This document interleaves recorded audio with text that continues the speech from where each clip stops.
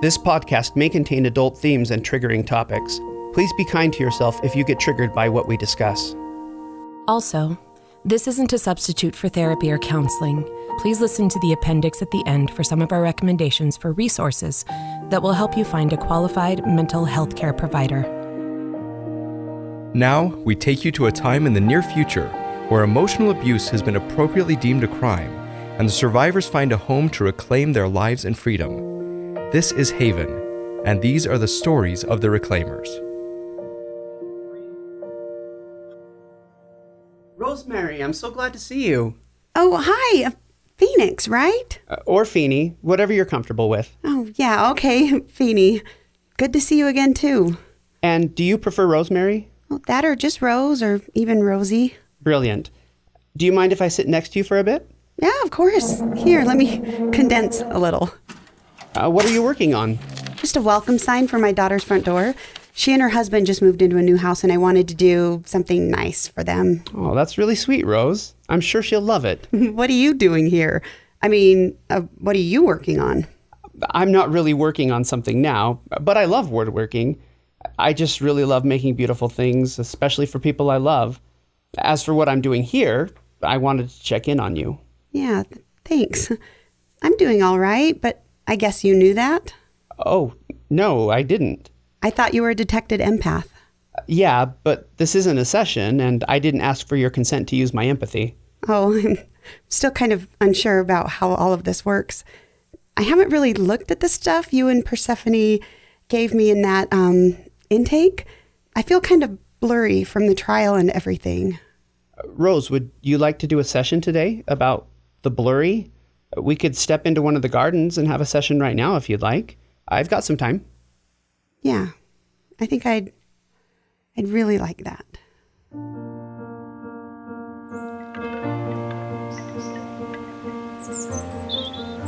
I don't know how to start. Let's start with permission. Do I have your consent to use my empathy while we're together today? Has anyone ever said no? Yes. And if you say no, I don't have to use it. And then what? Then we go on with the session. Without your empathy? Isn't that kind of the point of the Haven? Well, it's definitely a perk for everyone, but no, the point is to create safety for both survivors and their families. Safety, like from people who do bad stuff? What do you mean by bad stuff? Do you always answer a question with a question? Do you? Okay, you got me. I won't use my empathy until you tell me it's okay to do so. Okay, thanks. And now I'd like you to tell me what you mean by bad stuff. My husband did stuff that's a crime now? Yes, he did. He committed a crime.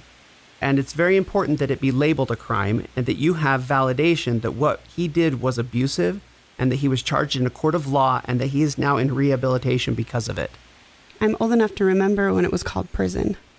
I can certainly see why you draw the correlation between the two. Both involve a court removing certain freedoms. However, rehab is very different from prison. How? Tell me how. What's even happening over there? Rose, your ex-husband, your abuser, is being given the opportunity to work with a carefully trained, bordered empath who will help him see the truth of his actions. This is so he can be allowed to either confess and restore what he's emotionally stolen from you and your children, or maintain the lies and be sent to a community specially designed for sociopathic people to live out their lives without endangering others. So, more prison. Not quite, but I very much understand why you see it that way. Does that make you unhappy? It doesn't make me happy. But what do you remember about intake, Rose? Just that I wasn't sure I was in the right place. This seems like it's a place for people who've been through something terrible. And that's not you? I'm not sure. Do you remember that my kids reported my husband? I do remember that. Why do you think they did so? I don't know. Well, let's focus on the blurry for a moment. You said you felt blurry at the trial. So from your kids reporting him to your abuser being arrested to the trial, what do you remember? Feeling numb a lot of the time.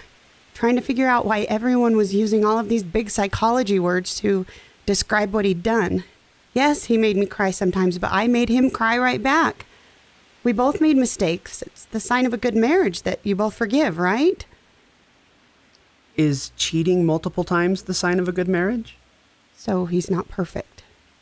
Rose, I want to ask you a question that you don't have to answer out loud, okay? It's something for you to think about. But first, your daughter, she's married to a wonderful man, and you love them both very much, don't you? Oh, yes, he's the most loving man. So kind and sweet, and she thinks the world of him. That's fantastic. And he thinks the world of her, too. I love that.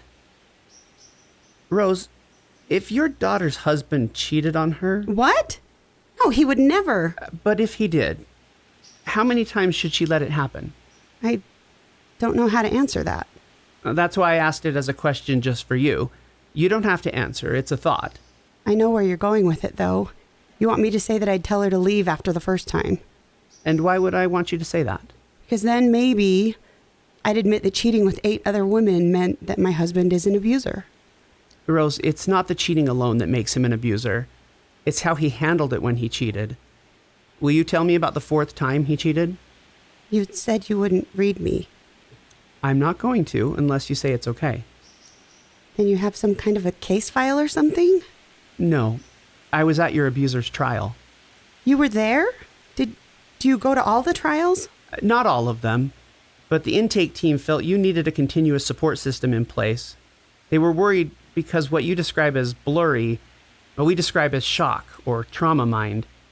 They saw you in shock and wanted to make sure you had someone there to advocate for you.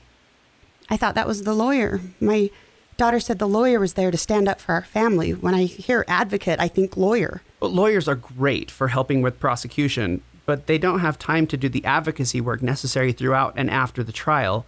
You need support for your recovery, and that's what the Haven is all about. It's not just preventing future crimes, it's also about assisting those suffering from this form of hidden abuse. You sound a bit like a politician. Now, probably because I've worked so long to make sure the system works for survivors, I spent a lot of time persuading politicians to take action to make this change. And that Persephone from Intake, she did too? The whole system was her idea. But don't tell anyone that. Percy doesn't need any help on that point. She already thinks she runs the place. But you're the one who really does, right? I have a confession. I was really mad at the trial. Do you want to tell me about that? I was mad at the people who reformed the justice system. So, me? I didn't know you. It kills me to think that I was mad at someone who'd turn out to be so kind. Anger is a signal of something you need to do, not an assault on my character. And Rose, anyone who makes you feel like your anger is an assault on who they are isn't healthy. That's why I'm glad you feel like you can tell me. Now let's focus on why you were angry. I just had this marriage and it wasn't great, but it wasn't the worst. I mean, yeah, I cried a lot, but when my husband was arrested, suddenly I had this punch in the gut. He was gone and the protective order was set before I even knew what had happened. My kids hadn't told me they were going to do that to their father.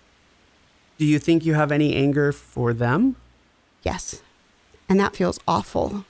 I hate being angry. You seemed calm through the trial, though. Did you read me in there?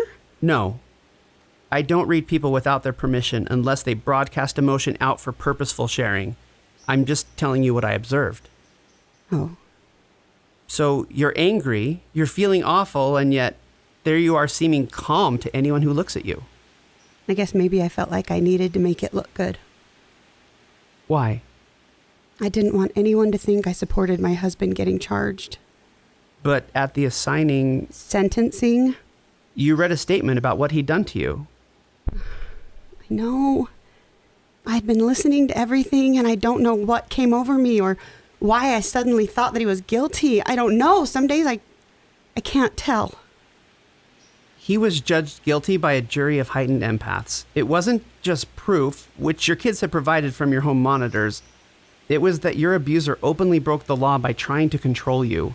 In court, while he was surrounded by officers of the court. He wouldn't have been able to slide out of that no matter what. Okay, you got me there. And you're right about proof. When I saw the videos, I kind of got what everyone was saying. So, tell me about the 4th time your abuser cheated on you. Why the fourth? Humor me. Well, he didn't hit me or anything. He never got physically violent with me. Emotional violence is still violence, Rose. Yes, okay. Yes, I get that. He just... Just what? I don't know. What stood out to you on the video they played in court? You said you weren't going to read me. Still not reading anything. And Rose, even if I was using my empathy, I can't read your thoughts. I'm not a telepath. You just keep predicting what I'm going to think about, though. I've been working with victims of domestic violence for a long time. Most of the cases are fairly predictable. I'm not a victim of domestic violence, though. Okay, true. Your abuser was actually charged with 3 counts of coercive control and convicted by a jury of his peers. So you're actually a victim of coercive control and emotional abuse. Back to the video. Oh, that. I guess I just realized that he had never apologized for cheating. That time? No, I mean, never. Not any time. And still, he'd talk his way back in. He made it seem like he had apologized or Or?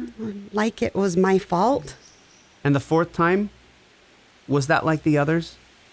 He didn't apologize, and for sure, he made it out like it was my fault. That's really terrible. I'm so sorry. What else happened? I don't know. It's still blurry. Well, tell me about the blurry. How do you feel when the blurry is around you? Confused. Anything else? At the trial, I felt really ashamed. Oh, Rose. I am so sorry. It's not your fault. True. However, the words "I'm sorry" have a specific weight, and when you don't hear them from your abuser, the next best thing is to hear them from a trusted friend or even an advocate. But the shame is my fault. I'm the one who feels ashamed. Yes, you are the one who feels the shame, but the cause of the shame, that's not yours, Rose. You deserve to know that. Do you want to tell me why you felt ashamed? No, I can't. I don't want to. All right. We don't have to talk about that right now. I appreciate your patience while I'm getting to know your situation and how you feel about it. I feel like I'm messing this up somehow. You aren't. And it is common for survivors to feel like they're doing something wrong. Other survivors feel this? Yes, it's quite common. I thought it was just me. Another very common reaction to trauma. Rose, you are absolutely not alone here. You are surrounded by both protection and patience.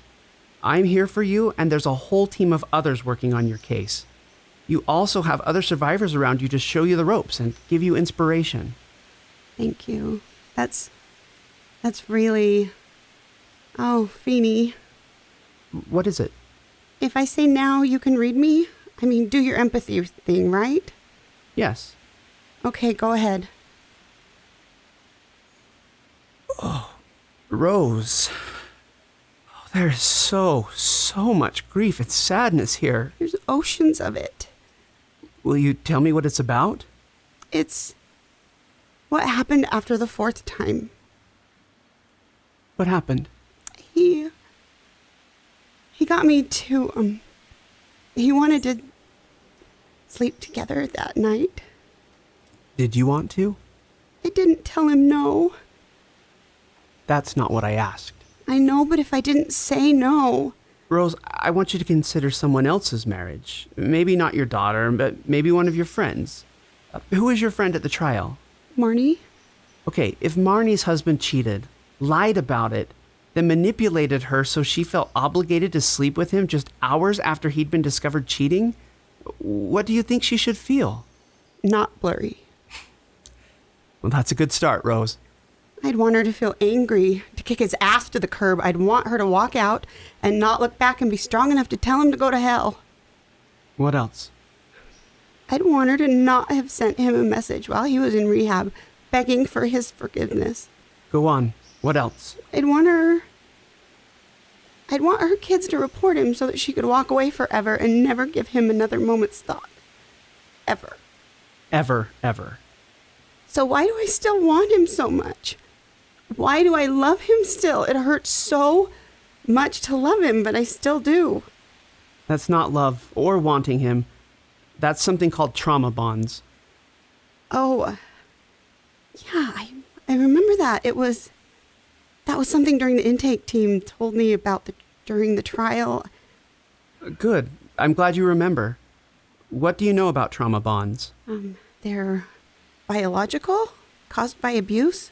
Caused how? The abuser uses conditioning and intermittent reinforcement to make a victim behave in a certain way. That is truly impressive, Rose. Wow. I never know what to do when someone compliments me. I like to go with a change of topic. Just say thank you and change topics really quick. Yes. Well then, I can't take credit for remembering. It was part of the charges against my husband. Yes, it's a part of 18 U.S. Code 3002, intermittent reinforcement and manipulative conditioning with the intent to control. Definitely been spending time with lawyers, have you? More of that Reformation stuff. Gotcha. You, didn't say anything just now when I said I'd sent a letter to my husband? That's true. I didn't. Are you going to now? What would be most helpful for you to hear? I think it'd help if you told me I shouldn't have done it. I'm not in the habit of bossing people around, Rose. It's just not what advocates stand for. I want you to be in charge of what you think and do. You have already been through far too much trauma. I just don't feel strong enough to stay away from him on my own. Rose, that is the bravest thing I've heard anyone say this month. It is? Hells yes, it is. This is the most difficult work you'll ever engage in because your brain is going to be fighting you every step of the way. Trauma bonds? Yep. That's what Persephone was saying during intake. Hey, yes, you remembered. Tell me what you're thinking about it now. That you, the Haven, recommend no contact with my husband because of the trauma bonds. It'll be easier to heal them when I'm not constantly thinking about him or what he needs or what I can do to make him happy. I love that you said heal them, because they are a wound. Survivors are given so many messages about their abuse that if they'd been stronger, that they could have accepted the abuse. But all these messages don't take biology into consideration. Trauma bonds aren't things you overcome. They're biological mental wounds. And like a stab wound, you need bandages to help you heal. Going no contact is that bandage. Rose, I'm getting a lost feeling from you. I feel lost without him, like a part of me will never recover. I know it's not true, but I believed he was protective because that's what he was like in the beginning. I felt so safe, and then I didn't. But I never forgot that safety. Just the teeny taste of it was enough to keep me going back again and again, no matter how many times he cheated. Oh, Rose, I'm so sorry. It's a terribly binding feeling, like you can't get away from it even though you want to. Yes. I didn't realize that the empathy thing would help so much with all of this. Just you saying that, being able to describe what I'm feeling back to me, it really does help. When emotions result from trauma, it helps to have two people carrying the weight of it all. I know therapy is supposed to be all formal and stuff, but I kind of want to hug you right now. Oh, we don't do formal at the Haven. There's too many messy emotions for us to worry about formality getting in the way. Hugging is totally allowed. Good, because I'm a hugger.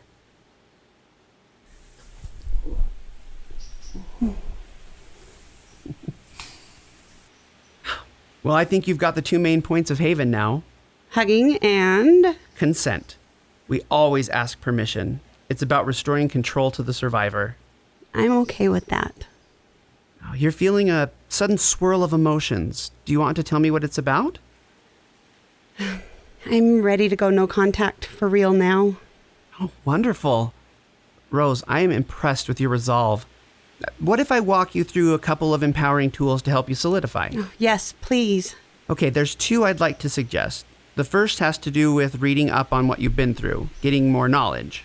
That's a tool? I thought the tools were all about using knowledge. Yes, they are, which is why we recommend going after new-to-you information related to the abuse you suffered. I suggest you start with the intake book. Okay, I can do that.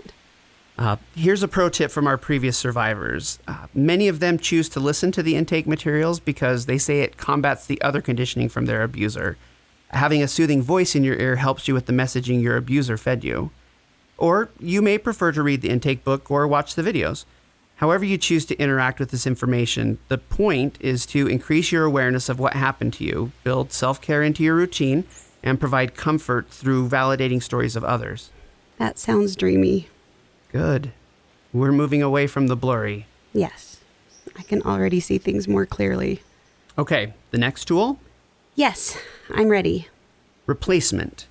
During the love bomb / idealization phase in the beginning of your relationship with your abuser, he deceived you by doing loving things to convince you that mask or persona was who he really was. Like bringing me flowers? Yes. What else? What else did he do in the beginning? He texted me all day. He called to make sure I was okay if he hadn't heard from me in a few hours. He'd give me this huge bear hug every time he saw me, and I can't remember anything else right now. This is a great starting list. Okay. I want you to brainstorm more for the list. Try to get at least 10 things he did in the beginning. Okay. I'm getting that emotion. It hurts to think of this stuff right now, doesn't it? Yes. A lot. I'm so sorry, Rose. None of the tools are meant to stop the pain. They're meant to give you direction so you can face the pain and get help doing so. That sucks, because this is the most painful thing I've ever done. Yeah, I'm sensing that too. Oh, the pain is overwhelming. Before we get to the rest of the replacement tool, I want to share something important. Of course. My very first survivor was a very dear friend of mine. And because I knew her so well, I had a deeper empathic connection to her than the other survivors I've worked with. When she was in this stage, just starting out, the waves of emotion were intense, much like yours are now. And there was something else. I realized that as we talked about her feelings, I could sense her trying to shame herself for feeling what she was feeling. Yes, I get that. I suspected that might be part of this. Sometimes the hurt will be the worst because you're facing the pain of the abuse. And sometimes the hurt is overwhelming because your brain might be trying to cope with the pain by preventing you from feeling things at all. It's okay to just let go and feel your feelings, Rose. Okay. Thank you. Okay, what next? Well, we can talk about the next part of the replacement tool. Is that all right? That'd help, I think. The next part is for you to think of a way to replace the things you put in your list with other healthy, authentic things. Those are the keys. It has to be healthy and authentic. So, for example, the flowers he sent you? Okay, I see. I can... What? Send myself flowers? Yes. Or pick some flowers from one of the gardens. Or paint some in the studio so you can see them every single day and tell yourself, I got these flowers from someone who truly loves me. I love that. Painting something pretty. Making beautiful things is part of the tool. You spent too long surrounded by the ugliness of your abuser's control. Yeah. I have a really stupid question. Go for it. Is it supposed to hurt this much? Oh, Rose. Tell me more about the hurt. I feel so ashamed all the time. I made that choice to sleep with him after he betrayed me like that, and then he went and cheated even more times after that. No wonder my kids had to call. I'm not strong like I wanted Marnie to be, though her husband would never cheat on her. Rose, in this case, the hurt is there for a solid, safe reason. And as much as it hurts, I don't want to numb it away, okay? I want you to try something called radical acceptance. What's that? It's a way of shifting your mindset a little bit to work with the hurt. Accept that it's here to help. Accept that it's here to keep you safe. Accept that it's here to move you, to take action. And it's here to tell you that you deserve to grieve because your abuser violated every single trust you placed in him, repeatedly. The shame hurts more. I can't just radically accept the shame. Shame is a different kind of emotion. Shame says that someone else did something and you don't feel like you can hold them accountable. But shame also has a purpose. Shame is there to tell you that it's not your fault. Rose, You didn't know that he'd manipulate like that, did you? No, I really, really didn't. It's not your fault. The abuse is not your fault. And his manipulation and gaslighting are deceptions, not invitations to be abused. I wish I could believe that. You don't have to believe it. You've had no other message than your abuser telling you that everything is your fault. Would you be willing to try something for me? Yeah, I guess so. It's time to give yourself some new internal messages. Would you be willing to try saying something to yourself every day, even if you didn't believe it? Like what? Try saying something about it not being your fault. Okay, the abuse wasn't my fault. And I didn't want him to abuse me. Whoa, that was an emotion shift. Yeah, I believed that last one. Hold to that. It's a good starting place. Yeah. Okay, I really, really need a break now because I'm feeling really tired. We go at your pace. Can we still have the session tomorrow? Absolutely we can. And more hugs? Healthy, authentic hugs, that is. Of course.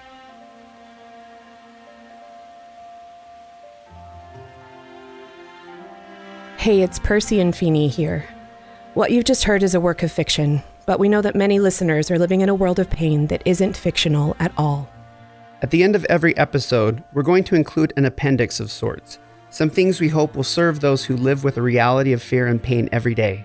First, we want to let you know about our website, www.empowering.tools, where we keep an ongoing list of books, websites, hotlines, and many other resources for victims and survivors of toxic relationships. Second, we'd love to hear from you. If you'd like to share your story with us or let us know how the episode impacted you, we'd love for you to reach out. These are deeply emotional things, and we want to give you a chance to share. We're a small team, so an in-depth response isn't always possible, but we do read every message we receive. Third, if you're in crisis or you need to find an immediate way out, we recommend joinonelove.org. Simply text "Love Is" to 22522* to get an immediate response from a peer advocate, or call 800-799-7233 for the National Domestic Abuse Hotline. If your abuser is a parent or a non-romantic relationship, there are other resources we've listed on the website that are just for you. A reminder, emotional violence is still violence. You don't need to have bruises on your body to deserve help, and it's okay to feel what you're feeling when you call. Fourth, be safe. For some, getting out will take planning and time. If you know you need help, do what you need in order to safely get away. Lastly, we know how difficult it can be to believe there's hope on the other side of a toxic relationship. Many on our team know the devastatingly difficult steps it takes to get away from an abusive predator. But there is hope. You don't have to do it alone. If you don't have supportive family or friends, you can still find support at the hotlines we mentioned earlier or at a local hospital or shelter. Thousands of survivors have made it out. Getting out and reclaiming your freedom can be your story. We believe in you. We believe in your future. And we believe in your right to that freedom.